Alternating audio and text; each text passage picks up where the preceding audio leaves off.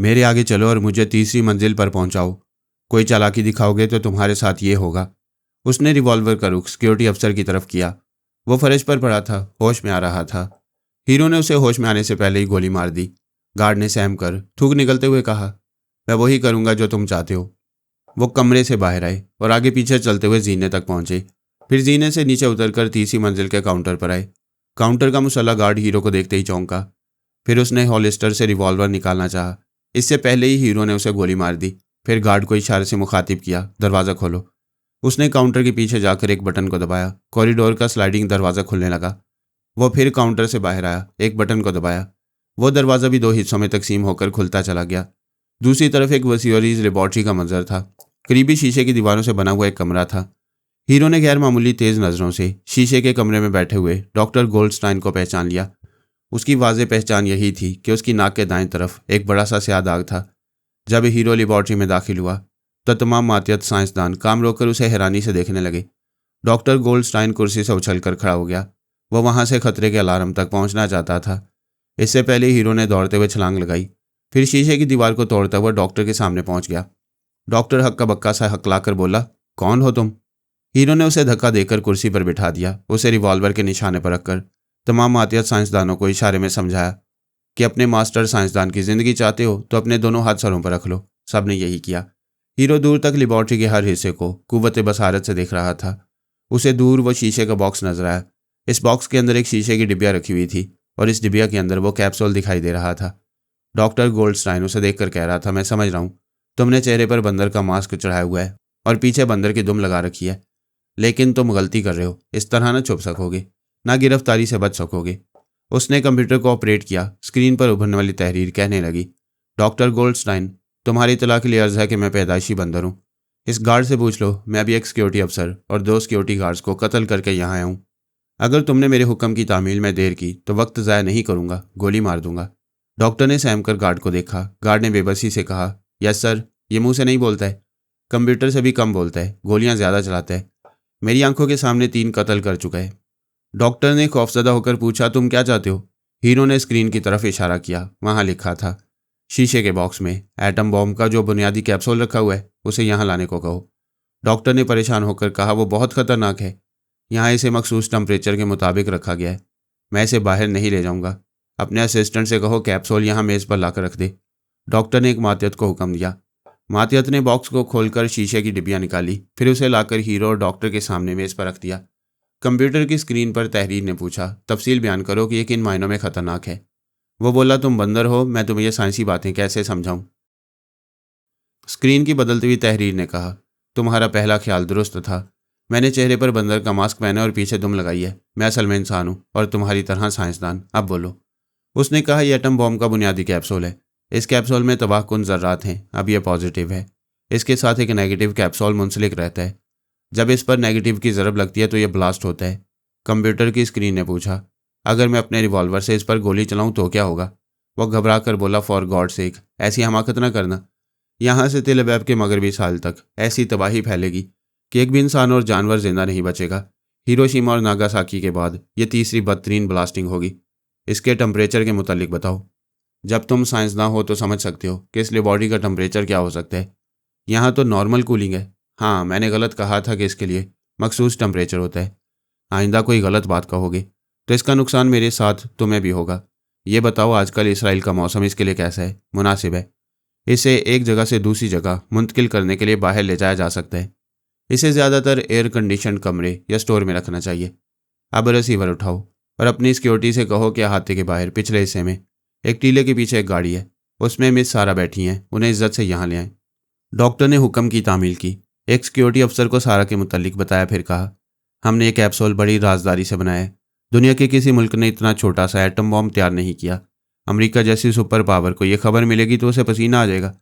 क्या ये बताओगे कि तुम किस मुल्क के लिए काम कर रहे हो? मैं एक नई दुनिया के लिए काम कर रहा हूँ। उस नई दुनिया का नाम है सारा। मैं इसे शादो आबाद रखने के लिए इतनी मेहनत कर रहा हूँ। एक लड़की से इश्क करने और उसके साथ वक्त गुजारने के लिए यह कैप्सूल क्यों ज़रूरी है? मेरे नसीब में लिखा है कि मैं डंडे के जोर पर इश्क कायम रख सकूं। सारा 2 गार्ड्स के दरमियान लेबॉर्ट्री में दाखिल हुई। फिर हीरो को देखकर उसकी तरफ दौड़ी और बोली, क्या तुम खैरियत से हो? तुम्हारे हाथ का रिवॉल्वर बता रहे कि गिरफ्तार नहीं हुए हो। वो कंप्यूटर के जरिए बोला, हम इन पर हावी हैं।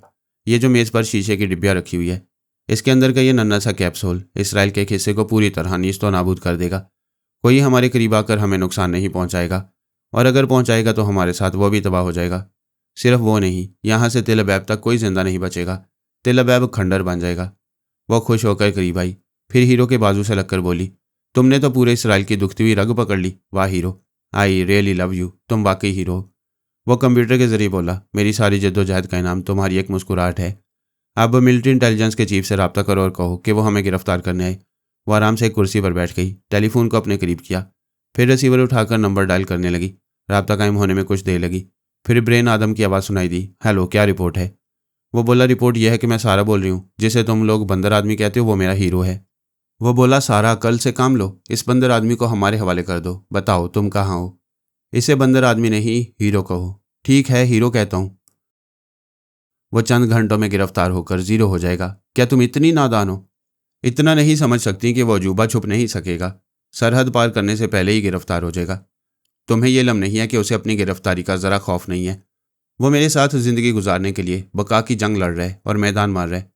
हीरो उसे मोहब्बत से देखकर मुस्कुरा रहा था। वो बोली, मिस्टर आदम, अब तक तुम्हारी इंटेलिजेंस ने यह मालूम कर लिया होगा कि मैं एटमी प्लांट की इमारत में हूँ और डॉक्टर गोल्डस्टाइन के फ़ोन पर बोल रही हूँ। हाँ, मालूम कर चुका हूँ। अब तुम दोनों इस इमारत से बाहर नहीं जा सकोगे। फौज इसे चारों तरफ से घेर रही है। मिस्टर आदम, तुम अभी रिपोर्ट पूछ रहे थे। ये लो डॉक्टर गोल्डस्टाइन की रिपोर्ट सुनो। उसने रिसीवर उठाया। डॉक्टर ने उसे कान से लगाकर कहा, चीफ, मैं डॉक्टर बोल रहा हूँ। मैंने पिछले रोज़ एटम बॉम्ब के बुनियादी कैप्सूल की तफसीली रिपोर्ट भेजी थी। क्या आपने पढ़ी थी? जी हाँ, मगर आप इन दुश्मनों के सामने उस कैप्सूल का जिक्र ना करें। आप जिक्र करने से रोक रहे हैं जनाब। वो कैप्सूल बंदर आदमी के कब्जे में चला गया है। ब्रेन आदम ने चीख कर पूछा, ये आप क्या कह रहे हैं? वो कैप्सूल उसके कब्जे में कैसे चला गया? मैं खुद हैरान हूँ कि उसे कैप्सूल की अहमियत का इल्म कैसे हो गया। अब तो सूरत हाल यह है कि सैमसन वैली, जाफा और पूरा तेल अबैब बारूद के ढेर पर है। एक तीली दिखाने की देर है। ये कैप्सूल को गोली मारने की बात कर रहे। ब्रेन आदम पर सख्ता सा तारी हो गया। वह सोच भी नहीं सकता था कि एक आदमी जो बंदर है वो पूरे मुल्क को एक चुटकी में पकड़ लेगा। चुटकी में सिर्फ पकड़ा जा सकता है, उसने तो जकड़ लिया था। एक्सरे मैन मार्टन उसके अंदर रहकर सारी बातें सुन रहा था और अब डॉक्टर गोल्डस्टाइन के अंदर आकर उसके जरिए देख रहा था। सारा कैप्सूल वाली शीशे की डब्बियाँ उठाकर अपने ब्लाउज के गिरेबान में रख रही थी और कह रही थी, ये एक पल में लाखों अफराद को मौत की नींद सुला देने वाला कैप्सूल है। इसे मैंने अपने धड़कते हुए दिल के करीब रख लिया है और मैं कसम खाती हूँ, आज से इस भयानक मौत के साए में मेरा दिल सिर्फ अपने हीरो के लिए धड़कता रहेगा। कोई माई का लाल आए और इस मौत और मोहब्बत को मेरे सीने से अलग करके दिखाए। ब्रेन आदम पर सख्ता सा तारी था। एक्सरे मैन मार्टन ख्याल ख्वानी के जरिए डॉक्टर गोल्डस्टाइन के दिमाग में आकर इस लेबॉर्ट्री का मंजर देख रहा था। हीरो साइलेंसर लगा हुआ रिवॉल्वर पकड़े वहाँ के सबसे बड़े और मारूफ साइंसदान गोल्डस्टाइन के पास ही खड़ा था। अगर सिक्योरिटी गार्ड्स उसे बचाने की ज़रा सी भी कोशिश करते तो वह साइंसदान को गोली मार देता। इससे पहले हीरो ने कहा था कि कैप्सूल को रिवॉल्वर की गोली से निशाना बनाएगा।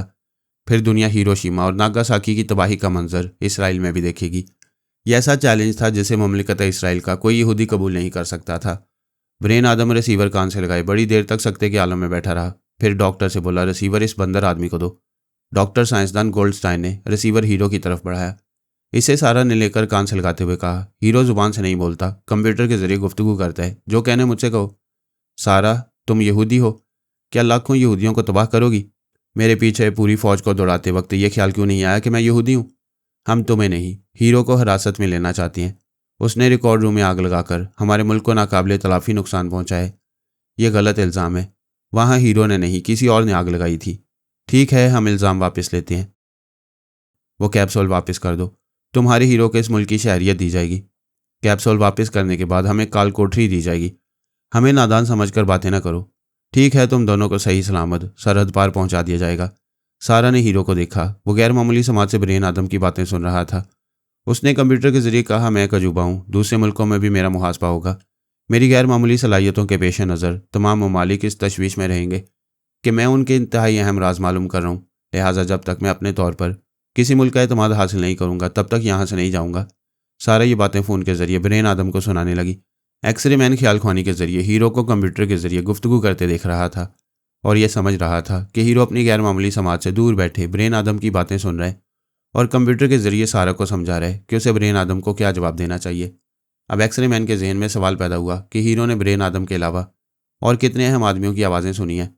वो ब्रेन आदम के दिमाग में आकर बोला, हीरो टेलीफोन के बगैर गैर मामूली कुव्वत समाज से तुम्हारी बातें सुन रहा है। इसका मतलब है वो हम में से कुछ और लोगों की आवाज़ें सुनता रहे। ब्रेन आदम ने कहा, हाँ। अब समझ में आया कि उसने सारा के बंगले में रहकर ये सुन लिया था कि हम उसे गिरफ्तार करने आ रहे हैं, इसीलिए हमारे पहुंचने से पहले वो सारा के साथ निकल भागा। एक्सरे मैन ने कहा, उस वक्त मैं, तुम और ब्लैक आदम बैठे उसे गिरफ्तार करने की प्लानिंग कर रहे थे। ऐसे वक्त में उसने तुम्हारे साथ हमारी आवाज़ें भी सुनी है। मैं अभी तस्दीक करता हूँ कि हीरो ने तुम्हारी आवाज़ सुनी है या नहीं। वह फ़ोन के ज़रिए सारा से बोला, मेरा एक साथी तुम्हारे हीरो से कुछ बातें करना चाहता है, उसे कहो उसकी आवाज़ सुने। सारा ने पूछा, क्या हीरो ने पहले कभी तुम्हारे साथी की आवाज़ सुनी है? शायद सुनी है। हम 3 साथी तुम्हें और उसे हिरासत में लेने की प्लानिंग कर रहे थे। ऐसे वक्त उसने मेरी आवाज़ सुनी है तो मेरे बाकी 2 साथियों को भी वो दूर से सुन सकता है। हीरो के कंप्यूटर ने कहा, उससे पूछो वो क्या कहना चाहते हैं, मैं सुनने की कोशिश करूँगा। फिर वो कान लगाकर सुनने लगा। एक्सरे मैन अपने कमरे में बैठा खला में देखते हुए कह रहा था, हेलो हीरो, मैं तुमसे मुखातिब हूँ। तुम अजूबा हो मगर बाकमाल हो, क्या हमसे दोस्ती करोगे? एक्सरे मैन इतना कहकर डॉक्टर के दिमाग में आया। फिर उसके ज़रिए कंप्यूटर स्क्रीन को पढ़ने लगा। वहाँ लिखा हुआ था, हाँ मैं ये आवाज़ सुन रहा हूँ। यह शख्स टेलीपैथी जानता है। इसका नाम मालूम ना हो सका। इसके 2 साथियों में से एक का नाम ब्रेन आदम और दूसरे का नाम ब्लैक आदम है। हीरो की ये मालूमात उनके लिए धमाका थी। वह बंदर आदमी यहूदी खुफिया तंजीम के सरबराह की आवाज़ सुन चुका था। उसके दोनों खास मातियत ब्रेन आदम और ब्लैक आदम को वह किसी वक्त भी अहम राज की बातें करते हुए सुन सकता था। एक्सरे मैन ने ख्याल ख्वानी के जरिए ब्रेन आदम से कहा, यह बंदर आदमी इस कैप्सूल की तरह खतरनाक है। आज से मैं अपनी आवाज़ तब्दील करके बोला करूँगा। तुम और ब्लैक आदम को भी यही करना चाहिए। ब्रेन आदम ने कहा, मैं फ़ोन की ये गुफ्तगू ख़त्म करने के बाद अपनी आवाज़ बदलूंगा। आप ब्लैक आदम को भी खतरे से आगाह कर दें। सारा रिसीवर कान से लगाए बैठी थी। इंतज़ार करने के बाद बोली, मिस्टर आदम, तुम्हारी खामोशी समझ में आ रही है। तुम्हें यह फिक्र लाहक हो गई है कि वो टेलीपैथी जानने वाला याश जो मुझे बर्बाद करना चाहता था, उसकी आवाज़ को हीरो ने जहन में महफूज कर लिया है। अपने उस अय्याश साथी से कह दो कि उसकी ज़िंदगी बहुत मुख्तसर रह गई है। हम फिक्रमंद नहीं हैं। आज से हमारी आवाज़ें तब्दील हो रही हैं। तुम कैप्सूल की बात करो। कैप्सूल के मुतल्लिक आखिरी बात सुन लो। ये मेरे सीने से लगा रहेगा। अगर तुम में से कोई इसे हासिल करने के लिए मेरे करीब आएगा तो हीरो मेरे सीने में ठीक इसी जगह गोली पेवस्त करेगा जहाँ ये कैप्सूल रखा हुआ है। वह बंदर तुम्हारा आशिक है, क्या वो तुम्हें गोली मार सकेगा? अपने ख्याल ख्वानी करने वाले साथी से कहो कि वह हीरो का जवाब कंप्यूटर स्क्रीन पर पढ़ ले। स्क्रीन पर लिखा था, सारा ने मोहब्बत और हौसले की शिद्दत बयान की है। ऐसा उसी वक्त होगा जब हमारे सामने जिंदा रहने के सारे रास्ते बंद कर दिए जाएंगे। जब तुम्हारे हाथों मरना ही ठहरेगा तो मैं सारा के सीने पर इसलिए गोली मारूंगा कि उसके साथ मुझे भी मरना है और हमारे साथ तुम सबको भी। हम तुम्हें कोई नुकसान नहीं पहुंचाएंगे। इसराइली हुकूमत से तुम्हें तहफ़्फ़ुज़ हासिल होगा। हमें इस बात की ज़मानत चाहिए कि हमें पुरअमन शहरी और घरेलू ज़िंदगी गुजारने का मौका दिया जाएगा। ठीक है, बोलो कैसी ज़मानत चाहते हो? यही कि ज़मानत के तौर पर यह कैप्सूल हमारे पास रहेगा। कैसी बचकाना बात कह रहे हो? ये खतरनाक है। इसे कहाँ कहाँ लिए फिरोगे? ये तुम्हारी ज़रा सी गलती से ब्लास्ट हो जाएगा। वो कंप्यूटर के ज़रिए बोला, मेरे पास बंदर की मक्कारी और इंसान की जहानत है। तुम लोग इसे अंडरग्राउंड ले जाकर नॉर्मल कूलिंग में रखने वाले थे। हम भी इसे एयर कंडीशन मकान में रखेंगे।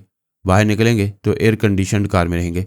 हत्ता कि जिन होटलों, क्लबों और तफरीह गाहों में जाएंगे वहाँ भी नॉर्मल कूलिंग रहा करेगी। फिर भी रास्ते में कोई हादसा पेश आ सकता है। हादसा सिर्फ रास्ते में नहीं, घर में भी पेश आ सकता है। जिस तय खाने में तुम इसे महफूज रखना चाहते हो वहाँ जल्जला आ सकता है। फिर भी कानून की रूह से किसी शहरी को ऐसा खतरनाक हथियार नहीं रखना चाहिए जिससे लाखों अफराद की जान जाने का अंदेशा हो। हमारी बात पत्थर पर लकीर है। यह कैप्सूल हमारे पास रहेगा। थोड़ी देर खामोश रही। फिर ब्रेन आदम ने कहा, ठीक है, हम तुम्हारी बात पर गौर कर रहे हैं। अभी 1 घंटा बाद रब्ता करेंगे। उसने रिसीवर रख दिया। इस कंट्रोल रूम में आला हुकाम और आला फौजी अफसरान आ चुके थे। वह ब्रेन आदम और सारा के दरमियान होने वाली गुफ्तगू स्पीकर फ़ोन के जरिए सुन रहे थे। फिर एल्पा और टैरी आदम ख्याल ख्वानी के जरिए हीरो के तहरीरी जवाबात सुना रहे थे। ब्रेन आदम ने कहा, आप हजरात के सामने तमाम हालात वाजे हो चुके हैं। हम इस हकीकत से इनकार नहीं कर सकते कि वो बंदर हमारे लिए मलकुल मौत बन चुका है। एक आला अफसर ने कहा, और उसकी इज्जत से जाहिर है कि वो कैप्सूल अपने पास ही रखेगा। एक हाकिम ने कहा, क्यों नहीं रखेगा? उसके पीछे पूरी फौज दौड़ा दी गई। उसे अपनी जान की अमान इसी एक कैप्सूल से मिलेगी। एक और ने कहा, सबसे पहले तो उन फौजियों को बैरक में वापस भेजा जाए। बैरूनी ममालिक के अखबारी रिपोर्टर्स और न्यूज़ एजेंसी वाले हमारे मिनिस्टर ऑफ इंफॉर्मेशन के पीछे पड़ गए हैं। तरह तरह के सवालात कर रहे हैं कि वो बंदर आदमी कौन है, कहाँ से आया है और वो इतना खतरनाक कैसे हो गया कि उसे गिरफ्तार करने के लिए पुलिस की बजाय फौज को शहर में लाया गया है। एक और आला अफसर ने कहा, हमारी सियासत के लिए सबसे नुकसानदेह पहलू ये है कि जिस कैप्सूल को हमने इंतहाई राज में रखा था वो दुनिया वालों पर जाहिर हो जाएगा। ब्रेन आदम ने कहा, मिनिस्टर ऑफ इंफॉर्मेशन को मेरा मशवरा है कि वो रेडियो और टीवी वगैरह के जरिए ये ऐलान करे कि हमने बंदर आदमी को बेहद खतरनाक समझकर वसी पैमाने पर उसकी तलाश शुरू कर दी थी, लेकिन वो खतरनाक नहीं। वो हैरत अंगेज सलाहियतें रखने वाला आधा बंदर और आधा इंसान है। उसे टीवी के जरिए जल्द ही अवाम के सामने पेश किया जाएगा। कैप्सूल को किस तरह राज में रखा जाएगा? यह किसी मुल्क को मालूम नहीं होना चाहिए कि हमने दुनिया का सबसे छोटा और तबाहकुन एटम बॉम्ब तैयार किया है। ब्रेन आदम ने कहा, मैं कोशिश कर रहा हूँ, ये राज हमारे एटमी प्लांट से बाहर नहीं जाएगा। वो बंदर आदमी इस कैप्सूल को राज में रखने पर राजी हो जाएगा। असल मसला तो यह है कि उससे कैप्सूल किस तरह वापस लिया जाए। एक्सरे मैन ने सोच के जरिए कहा, कोई सूरत नहीं है। वो दोनों हम पर कभी भरोसा नहीं करेंगे। फिलहाल उनकी बात मान ली जाए। हम उससे किसी दूसरे हिकमत अमली से वो कैप्सूल लेंगे। सर, जब तक वो उनके पास रहेगा वो हमारे इख्तियार से बाहर रहेंगे। उनसे यह तय करो कि वो कैप्सूल के साथ शहरी आबादी में नहीं रहेंगे। हम किसी वीराने में उनकी रिहाइश का इंतजाम करेंगे। वहाँ उनकी तमाम ज़रूरियात पूरी की जाएंगी। ब्रेन आदम ने आला हुकाम और फौजी अफसरान से इस सिलसिले में मशवरे किए। फिर रिसीवर उठाकर रब्ता किया। एटमी प्लांट में इंटेलिजेंस और इन्फॉर्मेशन के चंद अफसरान पहुंच गए। हीरो ने उन्हें करीब आने की इजाज़त नहीं दी। उनके कैमरामैन दूरी से उनकी तस्वीरें उतार रहे थे और वीडियो फिल्म रिपोर्ट तैयार कर रहे थे। ब्रेन आदम ने फ़ोन पर कहा, हेलो सारा, क्या तुम्हारा हीरो मेरी आवाज़ सुन रहा है? सारा ने कंप्यूटर स्क्रीन को पढ़कर कहा, हाँ सुन रहा है। मैं तुम दोनों से दरख्वास्त करता हूँ कि एक बात हम तुम्हारी मानते हैं, एक बात तुम हमारी मानो। तुम्हारी बात से कोई नुकसान नहीं पहुँचेगा तो हम ज़रूर मानेंगे। तुम दोनों को कोई नुकसान नहीं पहुँचेगा और शहरी आबादी भी महफूज रहेगी। हम एक वीराने में तुम्हारे लिए रिहाइश का इंतज़ाम कर देंगे। वहाँ तुम्हारी हर ज़रूरत पूरी होती रहेगी। हमें किस वीराने में पहुँचाना चाहते हो? हमारे ख्याल में सहराए सिनाई मुनासिब जगह है। वो तो ऐसा रेगिस्तान है जहाँ मीलों तक इंसान तो क्या जानवर भी दिखाई नहीं देता। फिर भी हम एक शर्त पर वहाँ रहेंगे। तुम्हारी हर शर्त मंजूर होगी। बोलो क्या चाहती हो? उस रेगिस्तान में ब्रेन आदम, ब्लैक आदम और उनका ख्याल ख्वानी करने वाला साथी हमारे पड़ोसी बनकर रहेंगे। ये कैसे हो सकता है? हमें अपने फ़राइज़ अदा करने के लिए बड़े शहरों में रहना पड़ता है। तो फिर हमें इंसान समझकर इंसानों जैसा बर्ताव करो। हम रेगिस्तान में कैसे रहेंगे? अच्छा तो ऐसा करो, गज़ा की पट्टी के करीब रहो। सारा ने कहा, वहाँ सिर्फ फ़लस्तीनी मुसलमान आबाद हैं। कभी ये कैप्सूल ब्लास्ट करेगा तो वो तमाम मुसलमान नाबूद हो जाएंगे और ये हमें मंजूर नहीं। सारा, तुम यहूदी हो, तुम्हें मुसलमानों से हमदर्दी क्यों है? सवाल उनसे हमदर्दी का नहीं बल्कि यहूदियों से दुश्मनी का है। तुम हमारी जान के दुश्मन हो और हम तुम्हारी जान के। लिहाजा ऐसी जगह रहेंगे जहाँ कैप्सूल की ब्लास्टिंग से तुम सब हमारे साथ बाजमात मरो। हीरो ने कंप्यूटर के जरिए कहा, सैमसन वैली तेलबैब से तकरीबन 30 मील दूर है और सारा का बंगला 25 मील के फासले पर है। हम उसी बंगले में रहेंगे। यह हमारा हतमी फैसला है। होल्ड करो, मैं अभी बात करता हूँ। ब्रेन आदम ने अपने अतराफ में बैठे हुए यहूदी काबरीन से कहा, आप लोगों ने सुन लिया, वो दोनों अपनी ही बातें मनवा रहे हैं। ऐसा कहते उसने सबको खामोश रहने का इशारा किया।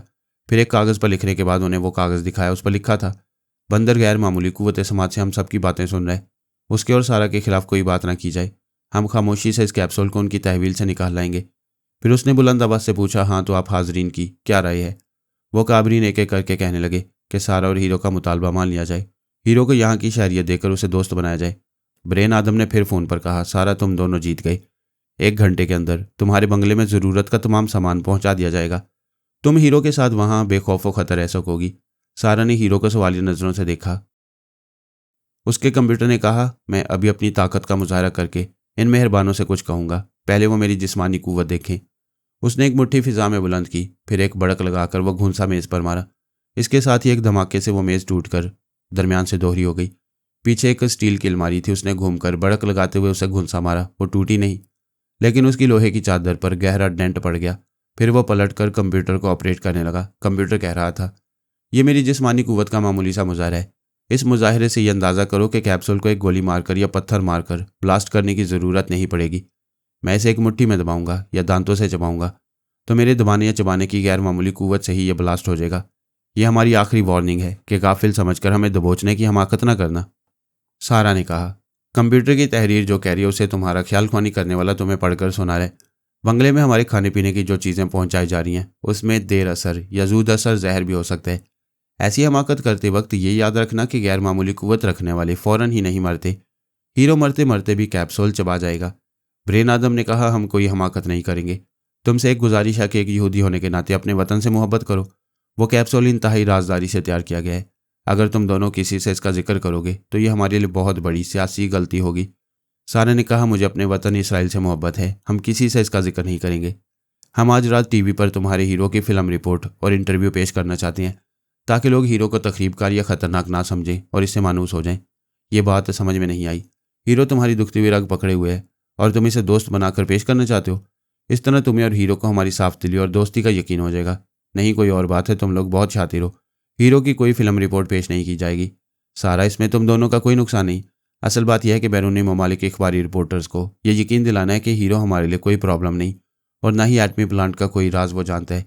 इस वजाहत के बाद वो राज़ी हो गई। 1 घंटे बाद कहा गया कि वो दोनों अपने बंगले में जा सकती हैं। उनकी गाड़ी जो इमारत के पीछे है उसे अगले हिस्से में लाया गया। हीरो ने कंप्यूटर के जरिए कहा, सारा वो कैप्सूल मुझे ला दो। उसने अपने गिरेबान में हाथ डालकर शीशे की छोटी सी डिब्बियाँ निकालकर उसे हीरो के हवाले कर दी। वो उसे मुट्ठी में लेकर कंप्यूटर के जरिए बोला, अब ये डिब्बियाँ हमेशा मेरी मुट्ठी में या मेरे मुंह में रहेगी। सामने खड़े हुए मुसल्ला गार्ड्स, इंटेलिजेंस और इन्फॉर्मेशन के अफसर ने पीछे हटकर उन्हें जाने का रास्ता दिया।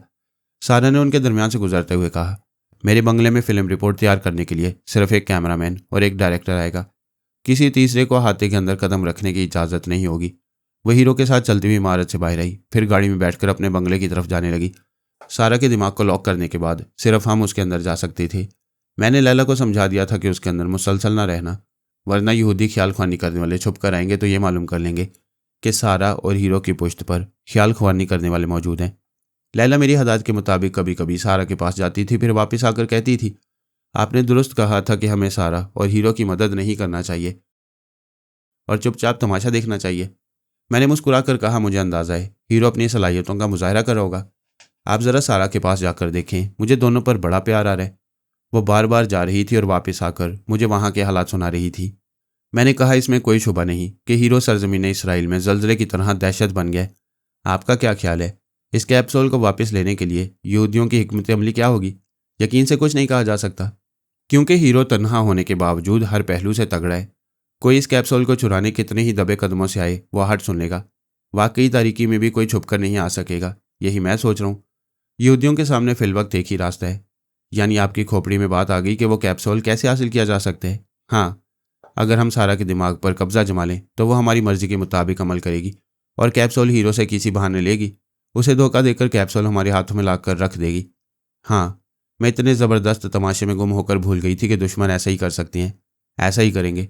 वह सारा के मुकफ्फल दिमाग में किसी तरह घुसने का रास्ता ज़रूर निकालेंगे। बात समझ में आ रही है? खाने पीने की चीज़ों में साबी कमज़ोरी की दवा इतनी कम मिकदार में मिलाई जाएगी कि शहज़ोर हीरो पर वो दवा असर नहीं करेगी, लेकिन नाजुक अंदाम सारा कमज़ोर हो जाएगी। फिर इससे पहले कि वो हीरो को अपनी कमज़ोरी के मुतल्लिक कुछ बताए, दुश्मन उसके दिमाग पर कब्जा जमा लेंगे। मैंने कहा, और हम 24 घंटे उसके दिमाग में नहीं रह सकते। हमारी अदम मौजूदगी में वो सारा पर कब्जा जमाते ही चंद मिनटों में उसे बंगले के बाहर बुलाएंगे और वो कैप्सूल उड़ा कर ले जाएंगे। तो फिर आप इतने इत्मीनान से क्यों बैठे हैं? क्या फिर कोई नया तमाशा देखना चाहती हैं? तुम परेशान क्यों होती हो? उसे अपने बंगले में पहुंचने दो। वो सारा के पास गई, फिर वापस आकर बोली, वो दोनों बंगले में पहुंच गए हैं और वहाँ की एक एक चीज़ को तवज्जो से चेक कर रही हैं। हीरो खाने पीने की चीज़ों को सूंघ कर देख रहा है। मैंने रिसीवर उठाकर नंबर डायल किए, राब्ता कायम हो गया। सारा की आवाज़ सुनाई दी, हेलो, कौन? मैं अभी बताता हूँ, पहले कैमरामैन और डायरेक्टर को बाहर भेज दो और हीरो से कहो मेरी बातें सुने। हीरो सुन रहा था, उसने इस बात में सर हिलाया। सारा ने दोनों से कहा, तुम दोनों थोड़ी देर के लिए बाहर जाओ। वो चले गए। मैंने कहा, पिछली रात हीरो ने तुम्हें उस अय्याश से बचाया था। तुम दोनों ने उस मकान से बाहर आकर जो तीसरी गाड़ी देखी थी वो मेरी थी। सारा ने पूछा, तुम कौन हो? मैंने कहा, पहले मेरी बात पूरी होने दो। तुम्हारे वहाँ से जाते ही मैंने उस मकान में आग लगा दी। वो लोग हीरो को आग लगाने का मुजरिम समझ रहे हैं। तुमने मकान को आग क्यों लगाई? वहाँ बड़े बड़े ममालिक के सियासी और फौजी राज फाइलों और माइक्रोफिल्मों की सूरत में थे। इसराइली हुकूमत के भी बहुत से राज मेरे हाथ में आए। मैं वो सब समेट कर ले गया। फिर आग इसलिए लगाई कि यहूदियों को अंदाज़ा ना हो सके कि उनका राज चोरी हो गया है या जलकर राख हो चुका है। सारा ने कहा, अच्छा, तो तुमने मेरे मुल्क और कौम को नुकसान पहुंचाया? क्या तुमने अपना कारनामा बयान करने के लिए फ़ोन किया है? नहीं, ये बताने के लिए कि तुम दोनों वहाँ खतरे में हो। मेरे मुल्क से दुश्मनी करने के बाद मुझसे दोस्ती और हमदर्दी क्यों कर रहे हो? मैंने सख्त लहजे में कहा, ज़्यादा जज्बाती ना बनो। अपने रिसीवर का माउथ पीस खोल कर देखो। हीरो ने फ़ौरन ही आगे बढ़कर उससे रिसीवर लिया, फिर उसके माउथ पीस को खोल कर देखा। उसमें एक नन्हा सा डेक्टाफोन था। उसने इसे रिसीवर से अलग किया, फिर माउथ पीस लगाकर सारा को दिया। कंप्यूटर के जरिए सवाल किया, मिस्टर, तुम्हारा शुक्रिया। तुम्हें इस रिसीवर के मुतल्लिक कैसे मालूम हुआ? मैंने घाट घाट का पानी पिया है, तुम्हें जेर करने और वो कैप्सूल हासिल करने के लिए। दुश्मनों के पास चंद औच्छे हद करने हैं। मैंने पिछली रात सारा को याश ख्याल ख्वानी करने वाले से बचाने के लिए इसका दिमाग लॉक कर दिया था। क्या तुम टेलीपैथी जानते हो? हाँ, इसीलिए तुम दोनों अब तक महफूज हो। अगर सारा का दिमाग लॉक ना होता तो दुश्मन ख्याल ख्वानी करने वाला इसके अंदर रहकर इसे कैप्सूल समेत तुमसे दूर कर देता। मसलन वो बाथरूम में जाने के बहाने तुमसे दूर होकर वो कैप्सूल तुम्हारे दुश्मनों को दे देती। क्या तुम मेरी बात समझ रहे हो? बहुत अच्छी तरह समझ रहा हूँ। हैरान हो कि ये अनजान मददगार कहाँ से पहुँच गया। बाद में हैरान होना। अब उनका दूसरा हथकंडा सुनो। वो हर मुमकिन तरीके से सारा के दिमाग में घुसने की कोशिश करेंगे। तुम गैर मामूली शहज़ोर हो, हल्की मिकदार में दी जाने वाली कमज़ोरी की दवा का असर नहीं लोगे, लेकिन सारा ऐसा कोई खाना या पानी इस्तेमाल करके जैसे ही कमज़ोर होगी वो उसके दिमाग पर कब्जा जमा लेंगे। वो कंप्यूटर के ज़रिए बोला, दोस्त फिर एक बार तुम्हारा शुक्रिया, तुमने मेरी आंखें खोल दी हैं। मैंने इस पहलू पर तवज्जो नहीं दी। मैंने पूछा, क्या इस बंगले में जानवर हैं? सारा ने फ़ोन पर जवाब दिया, हाँ मुझे खरगोश पालने का शौक़ है। मेरा मशवरा है अपना खाना और पानी पहले एक खरगोश को खिलाओ पिलाओ। अगर वो कमज़ोरी जाहिर करे तो फिर उस खाने को हाथ ना लगाना। शुक्रिया, मैं यही करूँगा। उनकी एक और चाल होगी, उसे भी जहन में रखो। रात के वक्त तुम दोनों महवे ख्वाब होगे तो ऐसी धीमी धीमी सी गैस कमरों में पहुंचाई जाएगी जो तुम्हें बेहोश कर देगी। हीरो ने कंप्यूटर के जरिए कहा, मेरी सूंघने की हिस्स बहुत तेज़ है और मेरी कुव्वत बर्दाश्त भी गैर मामूली है, लेकिन वो सारा को बेहोशी में ट्रैप करेंगे। प्लीज़ अब तो बता दो तुम कौन हो। बता दूंगा, पहले खाने पीने की चीज़ों को आजमाओ, मैं थोड़ी देर बाद रब्ता करूंगा। मैंने फ़ोन बंद कर दिया। लैला ने पूछा कि हमें इस शहर में रहना चाहिए? ज़रूर रहना चाहिए, लेकिन वो कैप्सूल किसी वक्त भी धोखे से ब्लास्ट हो सकता है। अगर अल्लाह ताला को हमारी मौत इसी तरह मंजूर होगी तो क्या तुम उसकी रज़ा से इनकार करोगी? नहीं, फिर भी एहतियात लाजिम है। इंसान को मुतवक्का ख़तरे से बचने की तदबीर करनी चाहिए। ये तुमने दुरुस्त कहा। हमारी तदबीर ऐसी होनी चाहिए कि हमारे साथ लाखों इंसान महफूज रहे। अगरचे यहाँ सब यहूदियाँ मगर इंसान हैं। उनमें ममता का समुंदर रखने वाली माएँ हैं, फूल जैसे प्यारे प्यारे बच्चे हैं। क्या हम उन्हें छोड़कर चले जाएं? वह सर झुकाकर बोली, आपने तो मुझे शर्मिंदा कर दिया। हम यहाँ रहकर इस कैप्सूल को ब्लास्ट नहीं होने देंगे। मैंने उसके करीब होकर कहा, शर्मिंदा होना है तो सीने से लगकर होती रहो, धड़कनों को आसूदगी मिलेगी। वह जल्दी से पीछे हटकर बोली, क्या करते हैं आप? ऐना और आदिल अचानक कमरे में घुस आते हैं। मैंने मुस्कुराते हुए रिसीवर उठाया, फिर रब्ता किया। सारा ने मेरी आवाज़ सुनते ही कहा, ओह ब्रादर, तुम कौन हो? मैं तुम्हारा एहसान कभी नहीं भूलूंगी। मैंने पूछा, क्या खरगोश बीमार हो गया है? हाँ। खरगोश के बीमार होते ही मैंने दिमाग में अजीब सी बेचैनी महसूस करके सांस रोक ली। ये समझ गई कि दुश्मन मुझे बीमार समझ कर आना चाहता है। फिर वो हीरो के कंप्यूटर स्क्रीन को पढ़ने लगी। हीरो कह रहा था, दोस्त तुमने साबित कर दिया कि तुम हमारी लाइल्मी में पिछली रात से हमारी हिफाजत करते आ रहे हो। मैं यही चाहता था कि पहले मेरे खलूस का यकीन हो जाए, फिर मैं खुद को जाहिर करूंगा। मेरा नाम फरहाद अली तैमूर है। मैं, मेरी बीवी, मेरी बहुएं और 2-4 अजीज तरीन रिश्तेदार टेलीपैथी जानते हैं। उसके कंप्यूटर ने कहा, अभी मैं अपनी कुव्वत समाज से तुम मियाँ बीवी की बातें सुन रहा था। तुम्हारी बीवी ने किसी ऐना और आदिल का नाम लिया था। हाँ, ये दोनों मेरे अजीज़ हैं, तेल अबैब में मेरे साथ हैं। तुम इतने करीब हो तो मेरे पास आ जाओ। मुझ जैसे अजूबे को तुम्हारे जैसे मुखलिस दोस्त की ज़रूरत है। हम ज़रूर मिलेंगे। अभी हालात का तकाजा है कि मैं रूपोश रहकर तुम्हारे काम आता रहूँ। पहले इन यहूदियों से तुम्हारी मुस्तकिल और महफूज रिहाज की ज़मानत हासिल करना ज़रूरी है। दुरुस्त कहते हो। पहले ने चालबाजियों से बाज रखना होगा। वैसे मेरे लायक कोई खिदमत हो तो बताओ। तुम दूसरों से कंप्यूटर के ज़रिए बोलते हो। अगर मुनासिब समझो तो मुझे अपने दिमाग में आने दिया करो। इस तरह हम राजदारी से गुफ्तगू कर सकेंगे। मुझे एतराज़ नहीं है, लेकिन मेरे दिमाग में कैसे आओगे? हम टेलीपैथी जानने वाले किसी की आंखों में झांक कर या उसकी आवाज़ और लहजे को सुनकर दिमाग में आती हैं। तुम्हारी कोई आवाज़ और लहजा नहीं है। मैं तुम्हारी आंखों में एक बार झांक कर तुम्हारे अंदर पहुंचूंगा, फिर तो ये मुलाकात के वक्त ही मुमकिन है। ये लोग तुम्हें टीवी के जरिए अवाम के सामने पेश करना चाहते हैं। अगर तुम्हारी तस्वीर आज नशर होगी, टीवी स्क्रीन पर तुम्हारी आंखों का क्लोजअप दिखाया जाएगा तो मैं तुम्हारे अंदर चला आऊँगा। सारे ने कहा, तो फिर उस कैमरामैन और डायरेक्टर को हम अंदर बुलाते हैं। ज़रूर बुलाओ और उनसे बातें करो। मैं उनके अंदर पहुंचकर अपनी मर्जी के मुताबिक फ़ोटोग्राफी कराऊंगा। सारा ने रिसीवर रखकर उन्हें बुला और कहा, तुम्हें जो फिल्म रिपोर्ट तैयार करनी है जल्द करो, हम आराम करना चाहते हैं। डायरेक्टर ने कहा, मिस सारा, हमारी कोशिश होगी कि जल्द अज जल्द रिपोर्ट तैयार हो जाए। उन्होंने 2-4 जगह लाइट्स फिक्स की। फिर कैमरा ऑन करके डायरेक्टर ने हीरो से सवाल किया, तुम्हारा नाम क्या है? उसने कंप्यूटर के जरिए जवाब दिया, बंदर का कोई नाम नहीं होता, मदारी उसे कोई नाम दे देता है। मेरा नाम हीरो है। डायरेक्टर ने कैमरे की तरफ देखते हुए कहा, नाजरीन आप इस अजूबे को देख रहे हैं। ये कितनी अजीब बात है कि ये कंप्यूटर ऑपरेट करना जानता है। ये ज़ुबान से नहीं बोलता, लेकिन सवालों का जवाब कंप्यूटर स्क्रीन पर तहरीर की सूरत में देता है। हम इसके तमाम जवाबात आपको स्क्रीन पर दिखाते रहेंगे। फिर वो हीरो की तरफ मुखातिब होकर बोला, मिस्टर हीरो, तुम पैदाइशी ऐसे हो या किसी तिब्बी और साइंसी तजुर्बात के नतीजे में ऐसे बन गए हो? इल्मुल अब्दान के एक यहूदी डॉक्टर जेफरी हेराल्ड ने मुझ पर तजुर्बा किया था। मैं एक छोटे कद का बंदर था। अब मेरा कद देख लो, एक इंसान की तरह कद्दे आवर हूँ। मेरा जिस्म, मेरा दिमाग इंसानी है। सिर्फ चेहरा और दुम को तब्दील नहीं किया जा सका। वैसे ये चेहरा भी आधा इंसानी है। मुझे जो दवाएं खिलाई गई हैं और जैसे इंजेक्शन लगाए गए हैं, उम्मीद है कि इनके नतीजे में चेहरा मुकम्मल इंसानी हो जाएगा। दुम भी शायद रफ्ता रफ्ता ख़त्म हो जाए। इल्मुल अब्दान का माहिर डॉक्टर जेफरी हेराल्ड कहाँ है? अब वो इस दुनिया में नहीं है। कब और कहाँ उसकी मौत वाक़ई हुई थी? मरने वाले की बात ना करो, मैं रंजीदा हो जाता हूँ। कोई दूसरा सवाल करो। क्या इसराइल की किसी मेडिकल लेबॉर्ट्री में तुम पर तजुर्बा किया गया था? यह तजुर्बा इस्तांबुल की लेबॉर्ट्री में हुआ था। तुम वहाँ से कैसे चले आए? मैं तजुर्बात के दौरान अक्सर गाफिल रहा करता था।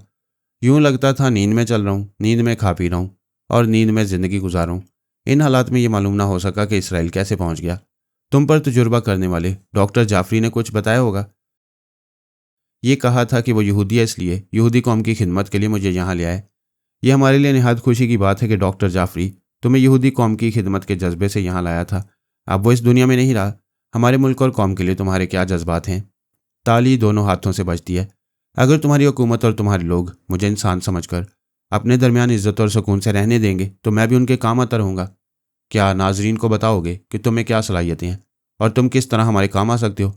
उसने कंप्यूटर के जरिए कहा, मैं दौरे जदीद का ये कंप्यूटर इस्तेमाल कर रहा हूँ। इससे मेरी जहानत का अंदाज़ा किया जा सकता है। मैं जिस्मानी तौर पर ऐसा शाहजोर हूँ कि हाथी को टक्कर मार कर गिरा सकता हूँ और शेर के जबड़े चीर सकता हूँ। मैं गैर मामूली समात व बसारत का हामिल हूँ। मैं गहरी तारीकी में देख लेता हूँ और दूर की आवाज़ साफ तौर से सुन लेता हूँ। मैं महकमा सुराग रसानी के बहुत काम आ सकता हूँ। इस मुल्क में छुपे हुए दुश्मनों को ढूंढ कर जाहिर कर सकता हूँ। जंग के ज़माने में हज़ारों मील दूर से आने वाले जंगी हथियारों की निशानदेही कर सकता हूँ। ये बता सकता हूँ कि किस घर में कितने आदमी बैठकर किस किस्म की साजिश कर रहे हैं। इसके अलावा और बहुत कुछ कर सकता हूँ। वक्त आने पर अपनी गैर मामूली सलाहियतों को पेश करता रहूँगा। यहाँ के यहूदी अवाम दोस्ताना जज्बात रखते हैं, इसलिए हमेशा तुमसे मोहब्बत से पेश आया करेंगे। हमारी हुकूमत तुम्हें यहाँ की शहरियत दे रही है। इससे साबित होता है कि हुकूमत तुम्हारी नेक नियति और नेक चलनी पर भरोसा करती है। अभी तुमने कहा था ताली दोनों हाथों से बजती है। अब तुम अपनी वफादारी का यकीन दिलाओ। तुमने ज़ुबानी मोहब्बत और दोस्ती का यकीन दिलाया है। मैं इसका अमली सबूत चाहूँगा। इस सिलसिले में अभी शहर तेल लबैब जा रहा हूँ क्योंकि भूख लग रही है। किसी बड़े होटल में खाने पीने फिर ज़रा तफरी करने के बाद अपनी रिहाइश मैं वापस आ जाऊँगा। मिस्टर हीरो, यहाँ तुम्हारे खाने पीने का तमाम सामान मौजूद है। तुम्हें फ़िलहाल शहर नहीं जाना चाहिए। तुम्हारी हुकूमत ने खाने पीने का जो सामान मुहैया किया है वो ज़रा रसा है।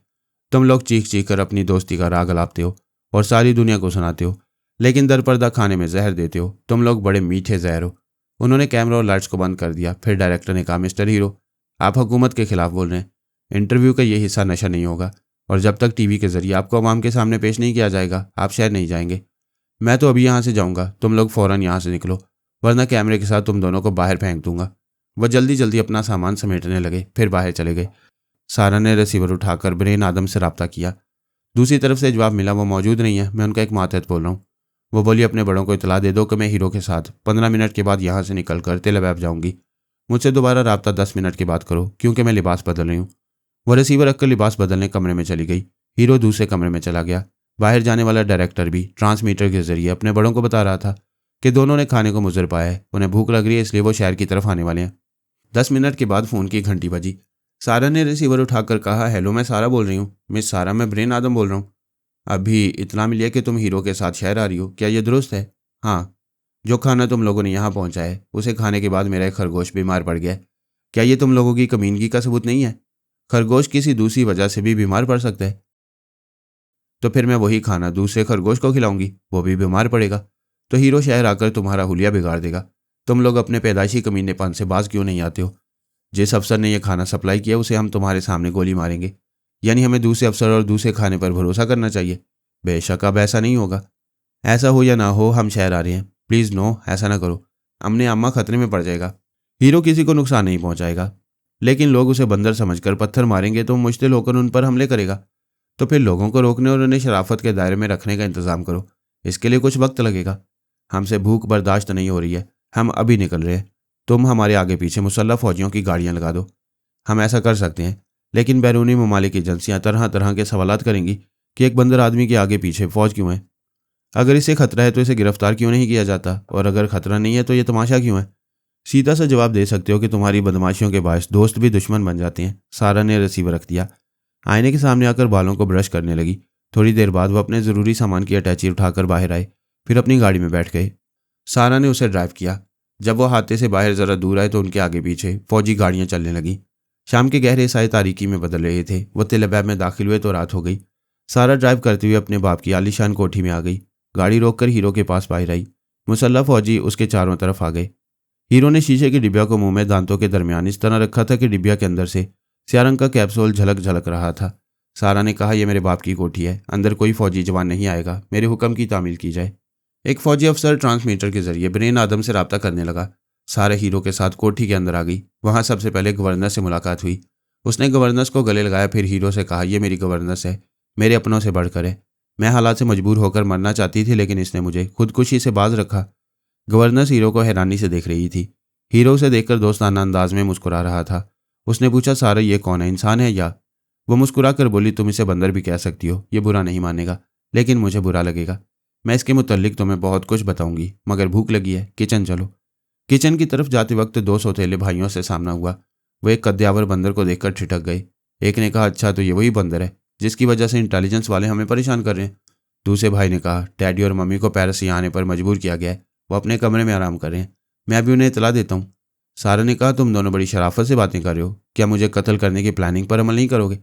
एक ने कहा, कल रात किसी ने हम दोनों के दिमागों में आकर हमें बहुत परेशान किया है। क्या ये तुम्हारा दोस्त टेलीपैथी जानता है? तुमने बड़ी ज़बरदस्त ताकत हासिल की है, हम आइंदा तुम्हारे खिलाफ कुछ नहीं करेंगे। वो दोनों जीने पर चढ़ते हुए अपने बाप के कमरे की तरफ जाने लगे।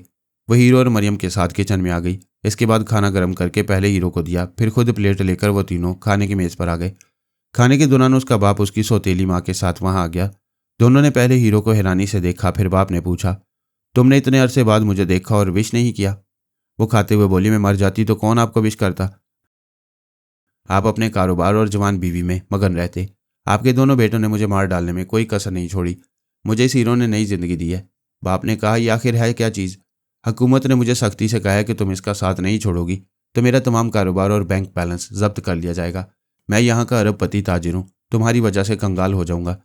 सारा ने कहा, होना तो यही चाहिए, आपने मुझे सौतेले जल्लाद भाइयों के हवाले कर दिया। बेटी को खसारे की चीज़ समझकर मुझसे गाफिल हो गए। मुझे इंतकामन तुम सबको कंगाल कर देना चाहिए। होश में तो हो कि अपने बाप के गज़ब को भूल गई हो? आप भूल रहे हैं कि पूरी इसराइली हुकूमत मुझसे खौफजदा है। धीमी आवाज़ में बात करें। और तुम मेरी सौतेली मम्मी, तुम मुझे देखकर तेवर बदल देती थी, आज सहमी हुई सी चुप क्यों हो? हीरो ने उसकी सौतेली माँ को घुरा कर देखा। वो अपने शौहर के पीछे जाकर बोली, यहाँ से चलें? सारा ने कहा, हाँ, यहाँ से जाने के लिए सिर्फ एक सफरी बैग उठा लो और 10 मिनट के अंदर कोठी से निकल जाओ। बाप ने कहा, यह मेरी कोठी है, तुम इस बंदर के साथ यहाँ से जाओ, फिर कभी ना आना। सारा ने गवर्नर से कहा, मेरे कमरे से मोबाइल फ़ोन ले आओ। गवर्नर फ़ोन ले आई।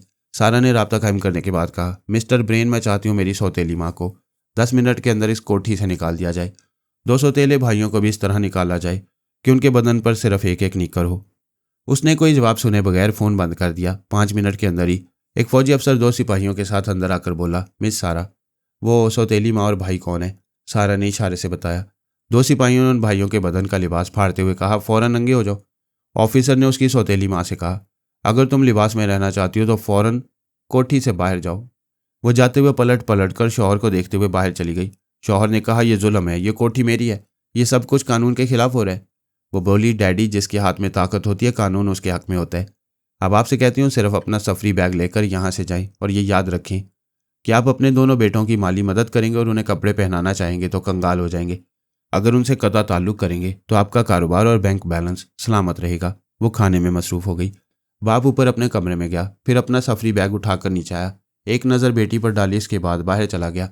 सारा खाने के दौरान गवर्नर्स को अपने तमाम हालात सुनाने लगी। वो बोली, तुमने अच्छा किया यहाँ चली आई, यहाँ तुम्हारे खाने में कोई मुज़र दवा नहीं मिलाएगा। तुम नहीं जानती हमारा कोई दुश्मन टेलीपैथी जानने वाला तुम्हारे दिमाग पर कब्जा जमा कर तुम्हें मजबूर कर देगा। हाँ, ऐसा हुआ तो मेरे हाथ से तुम्हें नुकसान पहुंचेगा। आइंदा तुम क्या करोगी?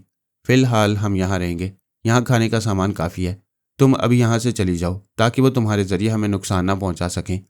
वो उठकर बोली, तुम्हें इस मुसीबत के वक्त छोड़कर जाने को जी नहीं चाहता, मगर मेरे चले जाने में तुम्हारी बेहतरी है। वो चली गई।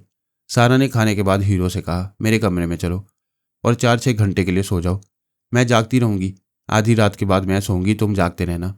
वो कोठी के बाहर आकर अफसर से बोली, बहुत ज़रूरी काम हो तो पहले बेल बजाना, मैं दरवाज़ा अंदर से बंद कर रही हूँ। क्या तुम्हारा कोई आदमी अंदर है? कोई नहीं है। आप अपना मोबाइल नंबर बताएं, चीफ ने पूछा है। उसने नंबर बताकर दरवाजे को अच्छी तरह अंदर से बंद कर दिया। हीरो ने हर कमरे, बाथरूम और स्टोर रूम में घुसकर देखा और लॉक कर दिया।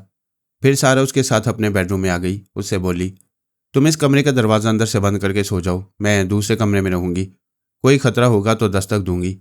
वो बाहर आ गई। हीरो ने दरवाजे को अंदर से बंद किया, शीशे की डिबिया को सरहाने रखा, फिर दिमाग को हदायत देकर सो गया। दूसरे कमरे में वो जाग रही थी। फ़ोन पर इशारा पाकर उसे ऑपरेट किया, फिर बोली, हेलो, सारा बोल रही हूँ, मैं ब्रेन हूँ, तुम्हारा शुक्रिया अदा करता हूँ कि उसे लेकर किसी बड़े होटल और क्लब में नहीं गई। मैं कोई हंगामा नहीं चाहती थी, यहाँ खाने का सामान काफ़ी है, कुछ रोज़ गुजारा हो जाएगा, उसके बाद क्या होगा? हीरो कहाँ है? आराम कर रहा है, मेरी बात का जवाब दो। सारा, दोस्त बन जाओ, हमें इस जानलेवा अज़ाब से निकालो। दोस्ती अब कभी नहीं होगी, तुम लोगों पर कभी भरोसा नहीं होगा। एक बार और आजमा कर देख लो, एक मौका और दो, दूसरी बात करो। प्लीज़ सारा, सिर्फ एक मौका हमें दो। फिर वह सख्त लहजे में बोली, मैं कह चुकी हूँ, दूसरी बात करो वरना फ़ोन बंद कर दूंगी। वह चंद लम्हों की खामोशी के बाद बोला, ठीक है, तुम भी आराम करो, सुबह बातें होंगी। राब्ता ख़त्म हो गया। ब्रेन आदम उसे कायल करने के लिए मजीद कुछ कहना चाहता था, लेकिन इतला मिली कि जय परगोला ने रूपोशी तर्क कर दी है, खुद को जाहिर कर दिया है। वह जख्मी और उसे मिलिट्री अस्पताल में पहुंचा दिया गया है। उसने अस्पताल में परगोला से रब्ता किया। हेलो परगोला, मैं इंटेलिजेंस का चीफ बोल रहा हूँ, मेरे सवालात का जवाब दो। वो बोला, पहले यकीन दिलाओ कि तुम वाकई चीफ हो और फ्रॉड नहीं हो। वहाँ जो अफसर है उसे रिसीवर दो, वो कमरे के बाहर है। तुम कहोगे मैं उसे कमरे में बुलाऊं, मगर नहीं बुलाऊंगा, क्योंकि मेरे पहलू में एक खूबसूरत नर्स है। उसने रिसीवर रख दिया। 5 मिनट के बाद दरवाजे पर दस्तक होने लगी। वो गरज कर बोला, कौन बदतमीज़ है? आवाज़ आई, सर मैं एक अफसर हूँ, इंटेलिजेंस के चीफ का फ़ोन है, वो आपसे बात करना चाहते हैं। मैं अभी कंबल से लिपटा हुआ हूँ, आप कंबल छोड़ दें। अफसोस कंबल मुझे नहीं छोड़ता है, उसे कहो आधे घंटे बाद फ़ोन करे। गॉड मदर के घर से जलील होकर फुटपाथ पर लंगड़ा कर चलने और अपनी सारी ताकत खो देने के बाद उसे अब अकल से काम लेना चाहिए था। लेकिन दोबारा ताकत हासिल करने के बाद वो फिर मगरूर और खुदसर हो गया। यहूदी खुफिया तंजीम के बिग ब्रादर को घास नहीं डाल रहा था। ब्रेन आदम ने आधे घंटे बाद फ़ोन किया। उसने रिसीवर उठाकर कहा, हाँ। कलेजे में ठंडक पड़ गई, अब बोलो। ब्रेन आदम ने कहा, बड़े बड़े ताकतवर एक दूसरे से तहजीब के दायरे में गुफ्तगू करते हैं, लेकिन तुम हद से ज़्यादा बदतमीज़ हो।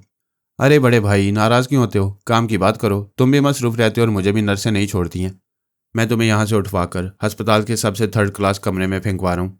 वहाँ फर्श पर सोया करोगे और वहाँ काली कुलूटी बूढ़ी नर्सों के रहम करम पर रहोगे।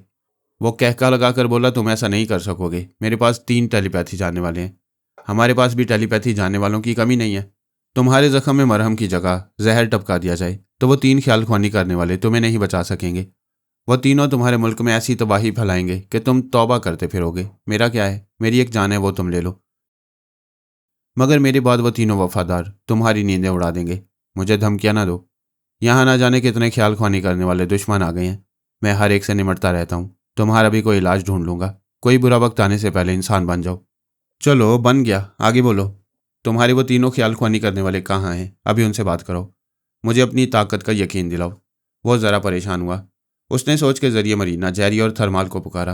वो उसके ताबेदार नहीं थे और ना ही उसके अंदर मौजूद थे, इसलिए जवाब नहीं मिला। वो बोला, मिस्टर चीफ, मेरे ख्याल ख्वानी करने वाले 1 घंटे के वक्फे से आते हैं।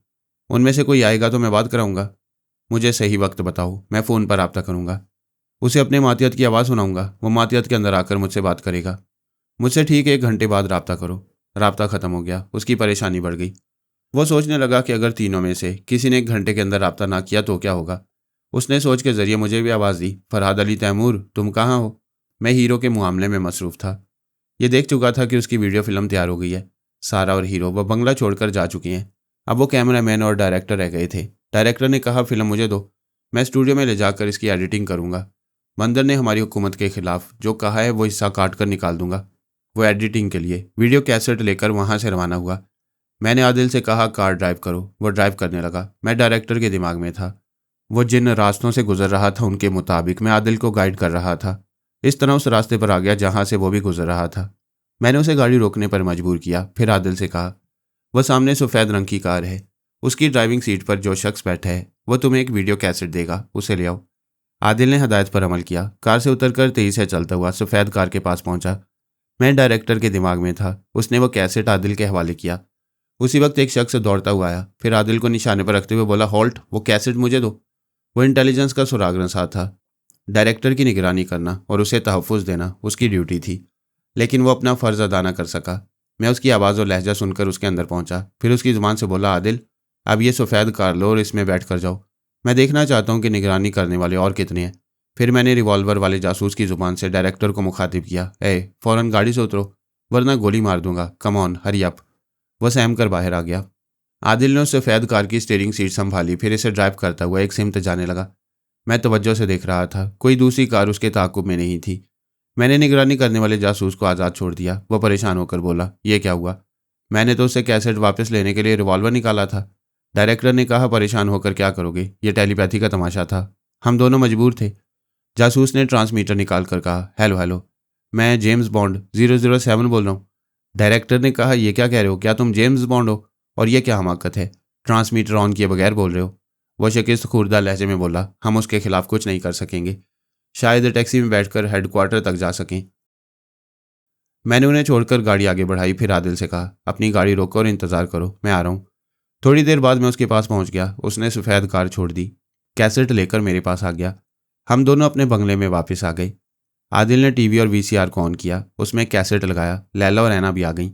हम सब मुख्तलिफ सोफ़ों पर बैठ गए। इब्तदा में एटमी प्लांट की लेबॉर्ट्री का मंजर दिखाई दिया। हीरो सारा और साइंसदान डॉक्टर गोल्डस्टाइन नजर आ रहे थे।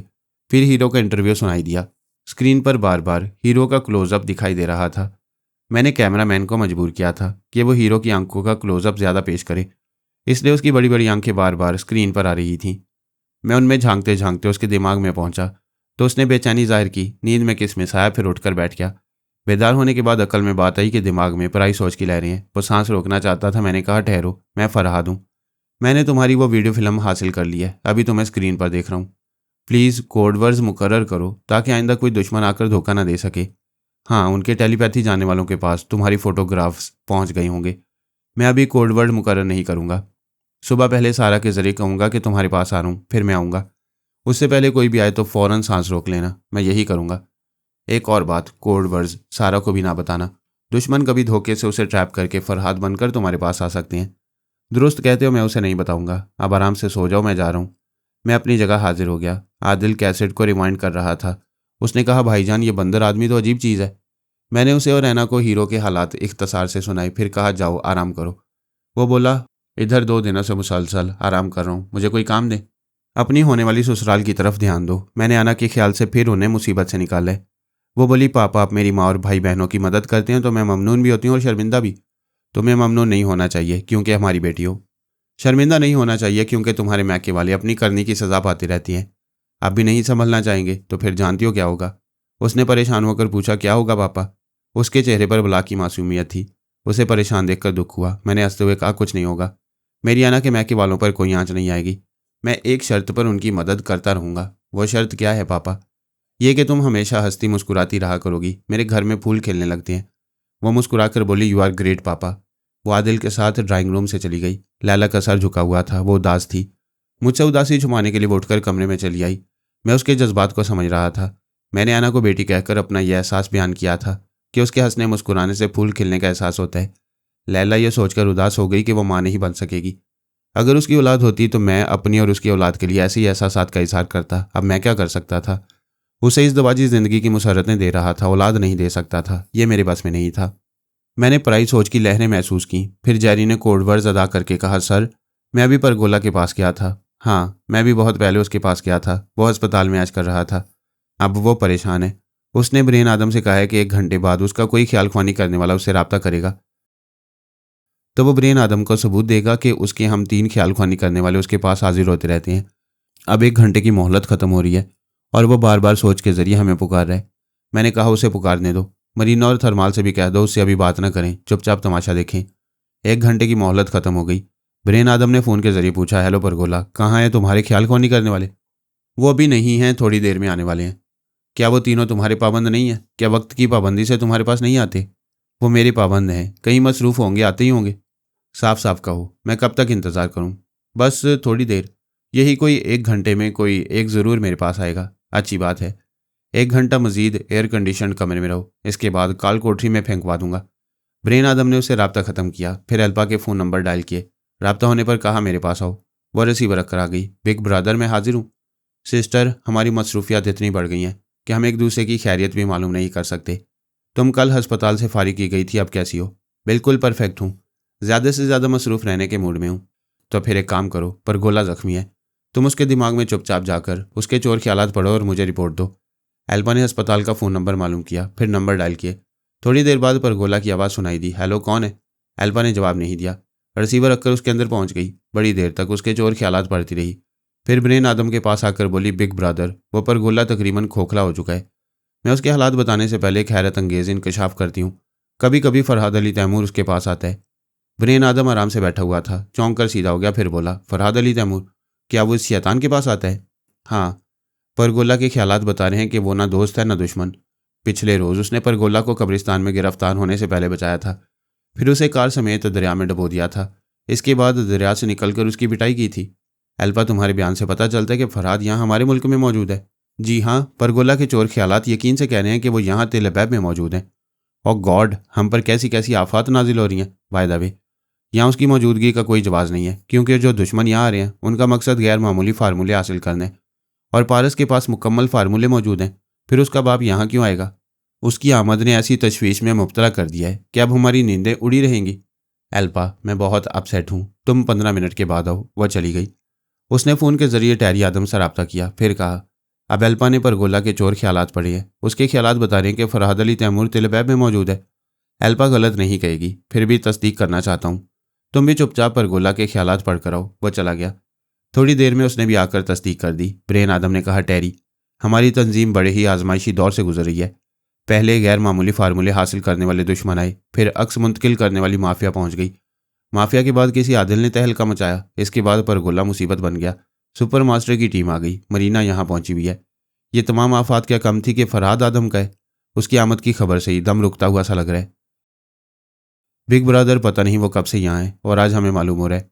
जब तक बुखार नहीं आता तब तक आदमी उससे बचकर रहने के जतन करता है। जब आ ही जाता है तो तंग आमद बजंग आमद के मिस्ताक बुखार से लड़ना ही पड़ता है। दुनिया के हर बुखार का इलाज है। फरहाद मलेरिया बुखार है, चढ़ता उतरता रहता है, लेकिन उसका भी इलाज मुमकिन होता है।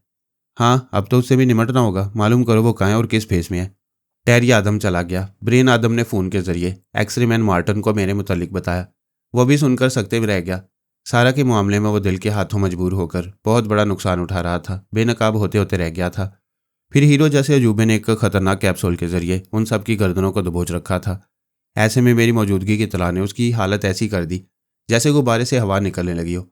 अगर मुझे फ़ौरन ही इसराइल से ना भगाया गया तो उन सब के गुब्बारों से हवा निकल जाएगी और वो ताकत के जोम में फूले हुए लोग पिचक कर रह जाएंगे। एक्सरे मैन मार्टन ने शिकस्ता सी आवाज़ में कहा, ओह ब्रदर ब्रेन, ये क्या हो रहा है? ये परगोला और बंदर आदमी से बड़ा शैतान यहाँ क्यों आ गया है? ये हमारी लाइल्मी में क्या करता फिर रहा है?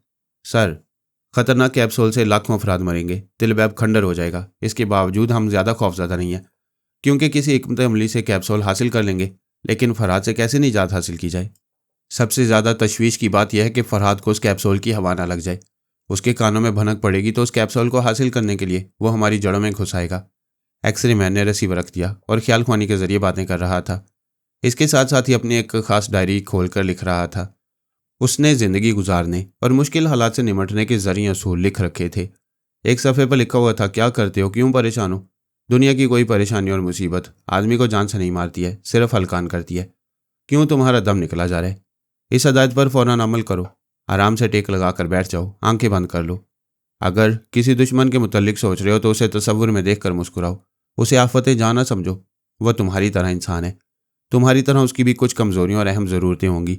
सोचो कि उन कमज़ोरियों से कैसे खेल सकते हो।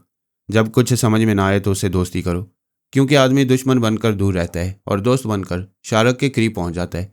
यूं सोचने का तरीका यह है कि पहले आधे घंटे तक बिल्कुल खामोश रहो, कुछ ना सोचो, जहन को खाली रखने की कोशिश करो। आधे घंटे के बाद मौजूदा मसले पर गौर करो। एक्सरमैन मार्टन ने डायरी बंद कर दी। फिर ब्रेन आदम से कहा, मेरे मशवरे पर अमल करो। आधे घंटे तक किसी से रब्ता ना करो, किसी मसले पर गौर ना करो। आराम से टेक लगा कर बैठ जाओ और जहन को खाली रखने की कोशिश करो। फिर फरहाद के बारे में सोचो कि इसका क्या किया जाए। वो दिमागी तौर पर हाजिर होकर यही अमल करने लगा। आराम से टेक लगा कर बैठने के बाद आंखें बंद कर लीं। दिमाग के दरवाजे बंद करने के बाद जहन को तमाम ख्यालात से खाली करने लगा। अगरचे जहन कभी सोच से खाली नहीं रहता, फिर भी कोशिश करते रहने से फिक्र व तरद्दुद से बड़ी हद तक निजात मिल जाती है। वह दिमाग जो परेशानी से सोचते सोचते थकने लगता है, उसे सुकून मिल जाता है, थकन मिट जाती है। फिर जहन ताज़ादम होकर सोचने के काबिल हो जाता है। वो आधे घंटे तक खाली जहन और पुरसुकून हालत में बैठे रहने की कोशिश करता रहा। फिर 15 मिनट तक मेरे मसले पर गौर करता रहा। इसके बाद ब्रेन आदम के पास आकर बोला, फरहाद से दोस्ताना अंदाज इख्तियार करो। एक तवील अरसे से हमारे और उसके दरमियान कोई नया इख्तलाफ पैदा नहीं हुआ है। हमारी तरफ से उसे कोई नुकसान नहीं पहुंचा है। ऐसे में दोस्ताना माहौल पैदा होगा। अगर उसे हमसे कोई शिकायत होगी तो हम बड़ी फ़राख दिली से फ़ौरन उसे दूर करेंगे। उससे रब्ता कैसे किया जाए? पता नहीं वह इस शहर में कहाँ है। फ्रांसीसी मिलिट्री इंटेलिजेंस के चीफ से रब्ता करो, फरहाद के मुतालिक मालूमात हासिल हो जाएंगी। उसने हदायत पर अमल किया। हॉटलाइन पर रब्ता हो गया। उसने अपना तारुफ कराया कि वो इसराइली मिलिट्री इंटेलिजेंस का चीफ है और मिस्टर फरहाद अली तैमूर से बात करना चाहता है। जवाब में बताया गया कि मिस्टर फरहाद पेरिस में है। मुझसे रब्ते के लिए उसे मेरा फ़ोन नंबर भी बताया गया। फ्रांसीसी इंटेलिजेंस के चीफ ने राब्ता ख़त्म करने के बाद डमी फरहाद से राब्ता किया। पोमी ने रिसीवर उठाया। चीफ ने कहा, मैडम, इसराइली इंटेलिजेंस का चीफ मिस्टर फरहाद से गुफ्तगू करना चाहता है। मैंने हदायत के मुताबिक ये नंबर दे दिया है, आप मिस्टर डी फरहाद को इन्फॉर्म करें। शुक्रिया। राब्ता ख़त्म हो गया। पोमी ने रिसीवर रखकर आवाज़ दी, डी तुम कहाँ हो? Come over here. मैं पिछले किसी बाब में पोमी और डी फरहाद यानी डमी फरहाद के मुतल्लिक बयान कर चुका हूँ। जनाब तबरेज़ी साहब ने पोमी को हदायत की थी कि उसे शादी करके इस दवाजी ज़िंदगी गुजारना चाहिए। वो मेरे सिवा किसी दूसरे को कबूल करना नहीं चाहती थी। बुजुर्ग ने समझाया, तुम डमी फरहाद के साथ छोटी बड़ी मुहिमात में हिस्सा लेती हो, फिर तुम्हारा दिल उसकी तरफ माइल होगा तो शादी कर लेना। वो एक तवील अरसे तक डमी फरहाद के साथ रही, फिर उसे मुतासिर होकर शादी कर ली। अब वो दोनों एक बंगले में रहने लगे थे। डमी ने कमरे में आकर पूछा, वेल पोमी, क्या बात है? उसी वक्त फ़ोन की घंटी बजने लगी। पोमी ने कहा, इसराइली इंटेलिजेंस का चीफ तुमसे बातें करेगा, तुम्हें जो हदायत दी गई हैं उस पर अमल करो। वह फ़ोन के पास आया, फिर रिसीवर उठाकर बोला, हेलो, कौन?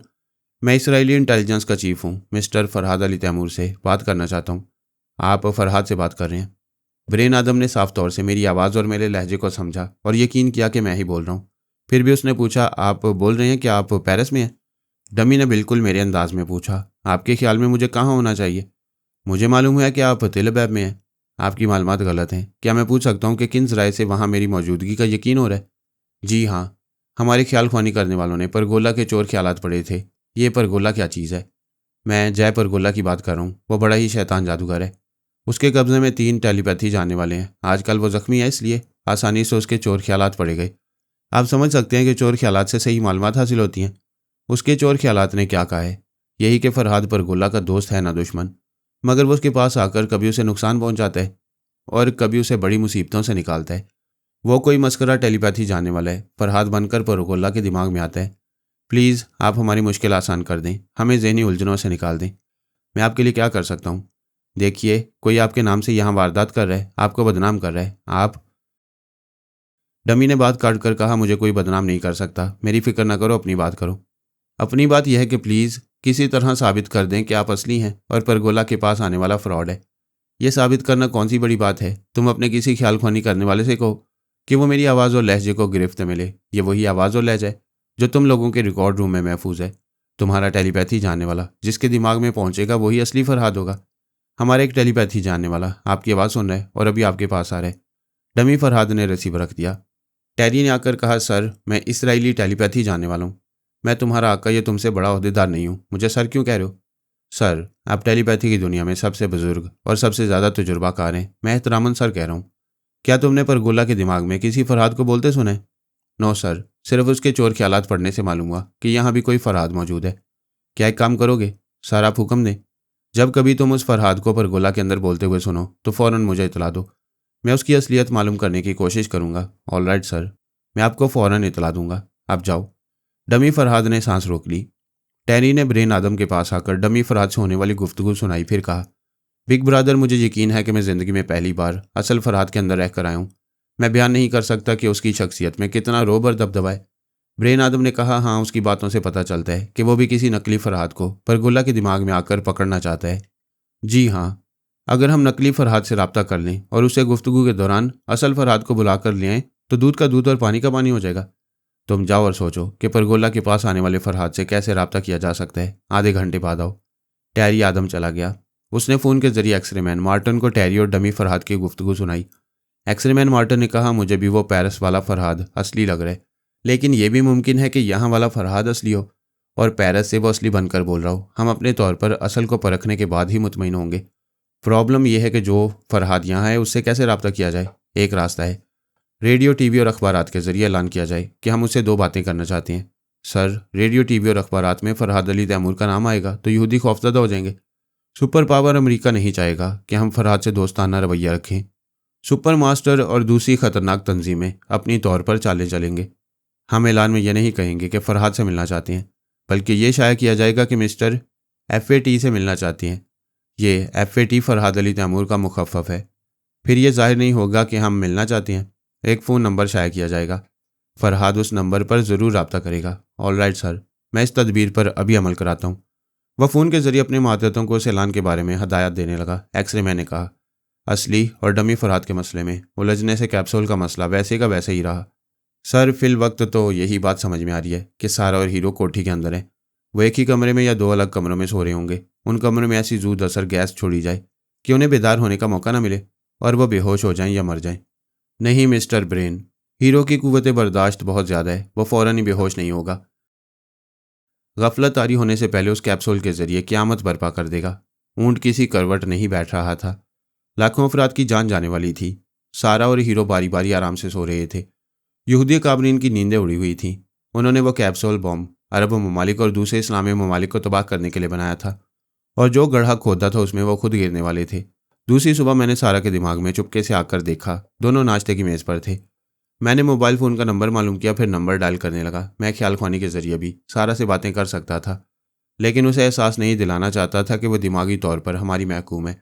राब्ता कायम होने पर मैंने कहा, फरहाद बोल रहा हूँ, तुम दोनों खैरियत से हो? वो खुश होकर बोली, अभी तक तो खैरियत है। तुमसे बातें करके एहसास होता है कि हम तनहा नहीं।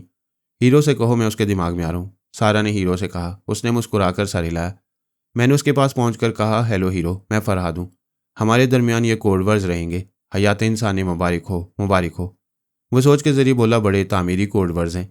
इनसे मेरा हौसला बढ़ेगा कि मुझे ज़्यादा से ज़्यादा इंसान बनते रहना है। बाय द वे, 1 घंटा पहले 2 बार किसी ने मेरे अंदर आने की कोशिश की थी। मैंने हर बार सांस रोक ली। तुमने अच्छा किया। वो लोग तुम्हारा फोटोग्राफ देखकर तुम्हारे अंदर आना और जगह बनाना चाहते हैं। अब तक उनकी समझ में आ जाना चाहिए कि हम वो कैप्सूल कभी उनके हवाले नहीं करेंगे। इतने इनकार के बावजूद वो हमारे पीछे पड़े हुए हैं। इसमें शुबा नहीं कि वो कैप्सूल इंतहाई खतरनाक है। तुम्हें भी संजीदगी से सोचना चाहिए कि उसे कब तक अपने पास रखोगे, जब तक हमें महफूज और पुरअमन ज़िंदगी की ज़मानत नहीं मिलेगी। अगर मैं ज़मानत दूं कि तुम दोनों को कोई नुकसान नहीं पहुंचा सकेगा, तो क्या तुम चाहते हो कि ये कैप्सूल उनके हवाले कर दिया जाए? मैं कभी ये नहीं चाहूँगा। हाँ, लाखों अफराद की जानें बचाने के लिए इस कैप्सूल बम को नकारा बनाना चाहूँगा। क्या तुम इसे बेज़रर बना सकते हो? फिर इसके बेज़रर होने के बाद हमें किस तरह तहफ़्फ़ुज़ हासिल होगा? तुम्हारे पास वैसे ही शीशे की डिब्बिया रहेगी और उसमें वैसे ही हूबहू नकली कैप्सूल रहेगा। यहूदी काबरीन इसे असल समझते हुए हमेशा खौफजदा और ताबेदार रहेंगे। सच पूछो तो मैं भी ये खतरनाक चीज़ सारा के करीब रखना नहीं चाहता। इसके हुस्न को, मासूमियत को और मोहब्बत को देखकर दिल कहता है, ये दुनिया बहुत खूबसूरत है, इसे कैप्सूल से तबाह नहीं होना चाहिए। हीरो कंप्यूटर के जरिए सारा को बता रहा था कि हमारे दरमियान क्या बातें हो रही हैं। सारा ने पूछा, मिस्टर फरहाद, आप कैप्सूल और शीशे की डिब्बिया की नकल कैसे तैयार करेंगे? ये चीज़ें आपने देखी नहीं हैं। मैं देख लूँगा। हमारे पास ऐसे आलात हैं जो किसी के अक्स को एक जगह से दूसरी जगह मुंतकिल करते हैं। मैं चाहूँ तो मेरा अक्स तुम लोगों के पास आ सकता है और तुम लोगों का अक्स मेरे पास पहुँच सकता है। सारा ने कहा, यह अक्स वाली बात मैंने अखबारात में पढ़ी थी। एक हसीन लड़की का अक्स एक बैंक में आया था और बैंक लूट कर चला गया था। मैंने कहा, उस लड़की का नाम ऐना लाना है। वो अपने महबूब आदिल के साथ तुम्हारे पास आएगी। फिर अक्स मुंतकिल करके जैसे तमाशे दिखाए जाते हैं वो दोनों वैसे ही तमाशे दिखाएंगे। वो दोनों कब आ रहे हैं? तुम ब्रेन आदम से कहो वो दोनों तुम्हारे पास आ रहे हैं। उन्हें रोका ना जाए और ना ही उनके सामान की तलाशी ली जाए। उसने फ़ोन के जरिए रब्ता किया, फिर कहा, मिस्टर ब्रेन, मेरे 2 मेहमान कोठी में मुझसे मिलने आ रहे हैं। अपने आदमियों से कह दो कि कोई उन्हें ना रोके और ना ही उनके सामान की तलाशी ले। ऐसा हुआ तो बहुत बुरा होगा। तुम जैसा चाहती हो वैसे ही होगा। क्या पूछ सकता हूँ कि वो 2 मेहमान कौन हैं? कोठी के हाथे में आकर खड़े हो जाओ, उन्हें देख लोगे। मेरे मातहत उनकी तस्वीरें उतार लेंगे। मैं उनकी तस्वीर देख लूँगा। सारा ने मेरी मर्जी के मुताबिक कहा, नहीं मिस्टर, उनकी एक भी तस्वीर नहीं उतारी जाएगी। आप अपने मातहतों को ये बातें अच्छी तरह समझा दें। वो 1 घंटे के अंदर यहाँ पहुँचने वाले हैं। उसने रिसीवर रख दिया। ये तमाम बातें आला हुक्काम, फौजी अफसरान और आदम बरादर्स तक पहुँच गईं कि सारा के 2 मेहमान उससे मिलने आ रहे हैं। कोठी के हाथी में और गेट पर देखते ही देखते खुफिया कैमरे नस्ब हो गए। जब ऐना और आदिल एक कार में बैठकर वहाँ आए, अहाते में दाखिल हुए और सामान उठाकर कोठी के अंदर गए तो उन्हें पता न चला कि उनकी मुतअद्दिद तस्वीर उतारी जा चुकी हैं। ऐना ने सारा से और आदिल ने हीरो से मुसाफिया किया। वो एक दूसरे से अपना तारुफ कराने लगे। सारा ने मुस्कुराकर पूछा, ऐना, तुम वही हो ना जिसने बैंक में डाका डाला था? ऐना ने आदिल के बाजू से लगकर कहा, हाँ, वही मेरे महबूब से मेरी पहली मुलाकात हुई थी। मैंने बैंक लूटा, आदिल ने मेरा दिल लूट लिया। सारा ने हीरो के पास आकर उसके बाजू से लगकर कहा, जब मेरे अपने सगे मेरे लिए दरिंदे बन रहे थे और एक टेलीपैथी जानने वाला शैतान मेरी आबरू लूटना चाहता था, तब मेरे हीरो से मेरी पहली मुलाकात हुई थी। मैंने अपने जिस्म जान के जुमला हकूक अपने हीरो के नाम कर दिए। वो एक दूसरे को अपनी अपनी बातें बताते रहे, हंसते बोलते और बेतकल्लुफ़ होते रहे। फिर आदिल ने एक बॉक्स खोलते हुए कहा, हीरो, तुम कंप्यूटर ऑपरेट करते हो, जदीद टेक्नोलॉजी को समझते हो, इसलिए अक्स मुंतकिल करने वाले इन आलात को आसानी से समझ लोगे। वह बॉक्स में से आलात निकालकर उनकी तफसीलात बयान करने लगा। हीरो ने गौर से देख रहा था, आदिल की बातें तवज्जो से सुन रहा था और अक्स मुंतकिल करने की तकनीक को अच्छी तरह समझ रहा था। फिर उन्होंने एक बड़े से टीवी के करीब लाइट्स ऑन की। एना साउंड मशीन के पास बैठकर सारा कुछ मशीन के मुतालिक समझाने लगी। आदिल ने कैमरा हीरो पर फोकस करके उसे ऑन किया। मैंने ख्याल खोनी के जरिए आदिल से कह दिया था कि मैं अपनी जगह तैयार हूँ, वो कैमरा ऑन करे। लैला गले में लॉकेट पहने मेरे पास बैठी हुई थी।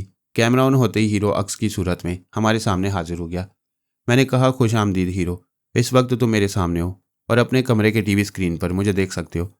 उसने मुस्कुराकर मुसाफे के लिए हाथ बढ़ाया। मैंने कहा, अफसोस, तुम यहाँ सर से पांव तक हाजिर रहने के बावजूद किसी से मुसाफा नहीं कर सकोगे, किसी चीज़ को पकड़ नहीं सकोगे। वह मेज़ के पास आया, वहाँ रखे हुए कंप्यूटर को ऑपरेट किया, अपनी तहरीर से बोला, मिस्टर फरहाद, ये तो कमाल की तकनीक है। मैं किसी भी चार दीवारी में महफूज रहकर पूरे तिल अबैब की सैर कर सकता हूँ। तमाम शहरी मुझे देखेंगे मगर मुझे छू नहीं सकेंगे, मुझे पत्थर या गोली नहीं मार सकेंगे। बेशक ये तकनीक तुम्हारे बहुत काम आएगी। अभी मैं भी तुम्हारे कमरे में तुम सबके दरमियान आने वाला हूँ। You are most welcome mister Farhad, आप आएँ, हम यहाँ बैठकर बातें करेंगे। मैं आने से पहले इस शीशे की डिब्बी और कैप्सूल को करीब से देखना चाहता हूँ। तुम इन्हें कैमरे के सामने अपनी हथेली पर रखो, मैं इनकी तस्वीर उतारूंगा। उसने यही किया, उन्हें जेब से निकालकर हथेली पर रखा। वह डिब्बी और कैप्सूल मेरी निगाहों के बिल्कुल करीब थे। मैंने कैमरे से कई तस्वीरें उतारी, फिर कहा, शुक्रिया, इन्हें जेब में रख लो। फिर मैंने आना से कहा, अब तुम लॉकेट पहन लो, मैं आ रहा हूँ। उसने परस से एक लॉकेट निकाल कर पहन लिया। उधर हमारा कैमरा पहले ही ऑन था। लैला ने अपना लॉकेट गले से उतारकर अपनी मुट्ठी में छुपा लिया। यूं हम दोनों, एना, सारा, हीरो और आदिल के दरमियान पहुंच गए। सारा और हीरो हमें देखकर खुश हो रहे थे। सारा अपनी जुबान से और हीरो अपने कंप्यूटर से बेइंतहा मुसरतों का इजहार कर रहे थे। सारा ने कहा, यह तो ऐसा जादू है कि मैं और हीरो कभी तन्हा नहीं रहेंगे, हमेशा अपने आप को एक बड़े खानदान के दरमियान देखते रहेंगे। लैला ने कहा, पहले तो ये तय कर लो कि हमारे दरमियान ऐसा मजबूत एतमाद कायम रहेगा जिसके नतीजे में हम एक ही खानदान के अफराद कहलाते रहेंगे। हीरो हंसने लगा, उसका कंप्यूटर कह रहा था। मुझे इस बात पर हंसी आ रही के बाहर बड़ा सख्त पहरा लगा है। किसी को खबर नहीं कि 2 मेहमानों के बाद आप दोनों भी यहाँ तशरीफ़ ले आए हैं, और जब मैं यहाँ से जाऊँगा तब भी उन्हें खबर नहीं होगी। उनके अफसरान उन्हें इतला देंगे कि मैं शहर में घूम रहा हूँ। सारा ने कहा, मैं भी अपने हीरो के साथ बाहर जाऊँगी। मैंने कहा, भी नहीं, दिन के वक्त शहर में निकलोगे तो सूरज की रोशनी में धुंधले से नजर आओगे। आज रात को तफरीक ले जाओ और यहूदी काबरीन को अपने प्रोग्राम से आगाह कर दो। सारा ने रिसीवर उठाकर नंबर डायल किए। राब्ता कायम होने पर इंटेलिजेंस के अफसर की आवाज़ सुनाई दी। वो बोली, मिस्टर ब्रेन आदम को बुलाओ, मैं सारा बोल रही हूँ। एक कमरे में ब्रेन आदम और ब्लैक आदम के अलावा फौज के 2 बहुत बड़े अफसर बैठे हुए थे। उनके सामने मेज़ पर ऐना और आदिल की बेशुमार तस्वीरें बिखरी हुई थीं। ब्रेन आदम कह रहा था, ये वही लड़की है जिसने बैंक में डाका डाला था और ये नौजवान बैंक से लूटी हुई रकम वापस करने आया था। इसने अपना नाम हैरी बताया था। ये दोनों इस बंदर आदमी से मिलने सारा की कोठी में गए हैं। पता नहीं कोठी के अंदर क्या खिचड़ी पक रही होगी। अफसर ने कमरे में आकर कहा, सर, सारा का फ़ोन है। ब्रेन आदम ने सामने रखे हुए फ़ोन का रिसीवर उठाकर कहा, हेलो सारा, मैं ब्रेन बोल रहा हूँ। वो बोली, हमारी एक रात खैरियत से गुजरी, हम ये दूसरा दिन गुजार रहे हैं। सवाल पैदा होता है कि ऐसा कब तक होता रहेगा। हमें भी यही फिक्र और परेशानी है। हम पिछली रात से जाग रहे हैं। दिल और दिमाग में ये खौफ समा गया कि वो कैप्सूल किसी वक्त भी एक मामूली सी गलती से फट पड़ेगा। ये परेशानी तो हमें भी है। ख़ास तौर पर मैं नहीं चाहती कि मेरा मुल्क और मेरी कौम तबाह हो जाए। सारा, हम तुम्हें खुदा का वास्ता देते हैं, इस कैप्सूल को जल्द अज जल्द एयर कंडीशनड स्टोर में पहुंचाने दो। फिर हमारा क्या बनेगा? तुम पूरे मुल्क और कौम को तबाही से बचाओगी। तुम्हें इनाम इकराम से नवाजा जाएगा। पूरी कौम तुम्हें और हीरो को सर आंखों पर बिठाएगी। हमसे एक गलती हो गई है, दूसरी गलती नहीं होगी। हम तुम दोनों से इंसाफ करेंगे। हमें एक मौका दो। तुम्हें मालूम होना चाहिए कि हीरो गैर मामूली जहानत का हामिल है। वो अपने साथियों के साथ इस मामले पर गौर कर रहे हैं कि किस तरह मेरे मुल्क और कौम को कैप्सूल के खतरे से महफूज रखा जाए। हीरो अपने किन साथियों के साथ इस मामले पर गौर कर रहे हैं? क्या वही 2 मेहमान जो तुम्हारी कोठी में आए हैं? इनके अलावा हमारे और कई साथी अभी यहाँ हमारे सामने मौजूद हैं। यह तो तुम सफ़ेद झूठ बोल रहे हो। हमारे पहरेदारों ने 2 के बाद किसी तीसरे को अंदर जाते नहीं देखा है। तुम भूल रहे हो मिस्टर ब्रेन, एक नौखेज दोशीज़ा ने यहाँ के एक बैंक में डाका डाला था और वो डाका डालने खुद नहीं आई थी, उसका अक्स आया था। हाँ, वो लड़की इस नौजवान हैरी के साथ तुम्हारी कोठी में आई है। मिस्टर ब्रेन, वो यूं ही तो नहीं आई, अपने साथ अक्स मुंतकिल करने वाली तकनीक लाई है और उस तकनीक के जरिए अभी मेरे और हीरो के आसपास कई साथी अक्स बनकर आ गए हैं। क्या अब भी कहोगे कि यह सफ़ेद झूठ है? ओह गॉड, मैंने इस पहलू से नहीं सोचा था कि वो लड़की तुम्हारे पास अक्स मुंतकिल करने वाले आलात लाई होगी। ब्रेन आदम रिसीवर कान से लगाए बोल रहा था, हैरानी और परेशानी से दीदे फैलाई अपने सामने बैठे हुए अफसरान को देख रहा था। एक्सरे मैन मार्टन उसके अंदर मौजूद था और वो भी कुछ कम हैरान और परेशान ना था। मैंने सारा की जुबान से कहा, तुम बहुत ज़्यादा अपसेट हो गए हो, वरना मोटी अकल से भी ये समझ लेते कि हैरी ही दरअसल वो आदिल है जिसे तुम पुलिस और इंटेलिजेंस तलाश कर रही है। इस इंकशाफ से यहूदिया काबरीन के दिमागों में धमाके ही धमाके हो रहे थे। कैप्सूल अभी ब्लास्ट नहीं हुआ था, उससे पहले ही दिमागों के परखच्चे उड़ रहे थे और सोचने समझने की सलाहियतें जवाब दे रही थीं। उनके ख्याल में आदिल बहुत ही शातिर था। उसने गॉड मदर की पूरी फैमिली को टेरी आदम की टेलीपैथी से बचाया था, फिर एक यहूदी अरबपति का सारा खजाना लूट कर ले गया था। अब उसने बंदर आदमी से दोस्ती की थी। आदिल और हीरो का गठजोड़ कैप्सूल बॉम्ब से कुछ कम खतरनाक ना था। ब्रेन आदम ने कहा, सारा इसका मतलब यह हुआ कि तुमने हीरो के साथियों पर बॉम्ब का राज खोल दिया है। हमारे साथी दोगले और दगाबाज नहीं है। कैप्सूल का राज इस चार दीवारी से बाहर नहीं जाएगा। राज इसी तरह एक से दूसरे और दूसरे से हजारों लाखों तक पहुंचकर राज नहीं रह जाता। राज उसी वक्त राज रहता है जब वो एक के बाद दूसरे को मालूम ना हो। कैप्सूल का राज सिर्फ साइंसदान गोल्डस्टाइन तक महदूद नहीं था, तुम भी जानते थे, और फौज के चंद आला अफसरान को भी इसके मुतालिक बहुत कुछ मालूम था। फिर तो यह राज ना रहा। बात समझा करो, हम मुहिब्बाने वतन है, हमारे दरमियान राजदारी का मुकम्मल एतमाद कायम है। इसी तरह यहाँ जो हमारे साथी हैं उनके और हमारे दरमियान राजदारी का मुकम्मल एतमाद कायम है। फॉर गॉड सेक बहस न करो, अमन और सलामती की बात करो, हमें सुकून से निज़ाम हुकूमत चलाने दो। मैं वादा करती हूँ कल तक तुम्हारी ये परेशानी ख़त्म हो जाएगी।